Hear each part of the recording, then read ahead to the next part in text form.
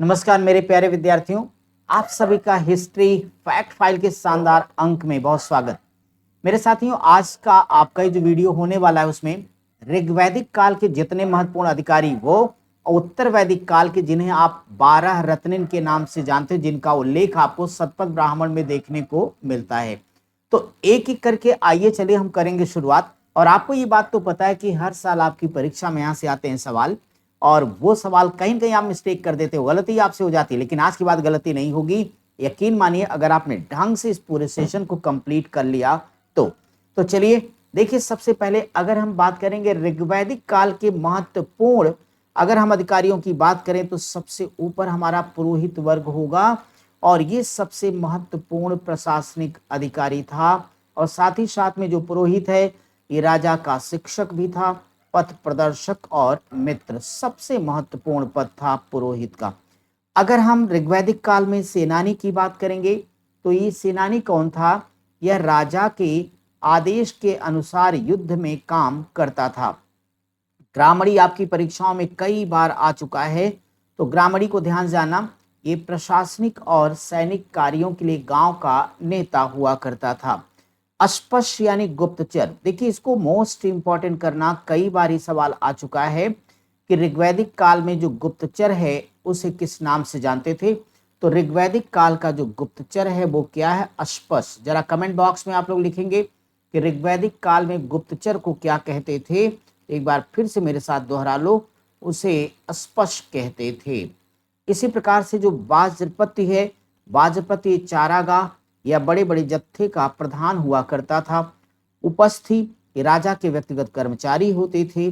और रत्निन शब्द का जो जिक्र आया, इसमें सेनानी, ग्रामणी, शूद, कर्मार को सम्मिलित रूप से रत्निन कहा जाता था। अब चलिए हम आपको उत्तर वैदिक काल के जो 12 रत्निन हैं उनके बारे में बताने चल रहे हैं। यहाँ पे उत्तर वैदिक काल में आप देखें पुरोहित, तो ये पुरोहित का काम हो गया धार्मिक कृत्य करने वाला, सेनानी यानी सेनापति, ग्रामीणी गांव का मुखिया। ये तो नॉर्मल हो गए, लेकिन अब जो अलग हो गए, अलग में एक तो आपका संग्रहीता है, बार बार ये पूछा गया है। तो संग्रहीता का मतलब है कोषाध्यक्ष। आप इसे जरूर याद रखें, बार बार संग्रहीता मतलब कोषाध्यक्ष पूछा गया है। छत्ता का मतलब द्वारपाल, और इसी प्रकार से शूद का मतलब है रथ सेना का प्रमुख। और राजकीय इबी, इबी का मतलब है चारण, राजकीय इबी यानी चारण। इसके अलावा जो भागदूत है ये भी कई बार पूछा गया, तो भागदूत को भी अच्छे से तैयार रखना। संग्रहीता और भागदूत में कभी कंफ्यूज ना हो, बार बार आता था। भागदुक या भागदूत ये है कर संग्रह करता। इसी प्रकार से जो अक्षवाप है ये आय व्यय का लेखा रखने वाला, राजा के साथ में जुआ खेलने में उनका साथ निभाता था, तो आप अक्षवाप को भी ध्यान रखिएगा। इसी प्रकार से वनाता राजा के प्रिय रानी होती थी। परिवृत्ति पुत्रहीन पत्नी रहती थी, पुत्र विहीन पत्नी, लेकिन राजा के साथ धार्मिक कार्यों में भाग ले सकती थी। महिषी यानी पट रानी होती थी। इसमें से परिवृत्ति याद रखिएगा, ये कई बार पूछा गया है, शब्दावली को ध्यान दें। महिषी पटरानी।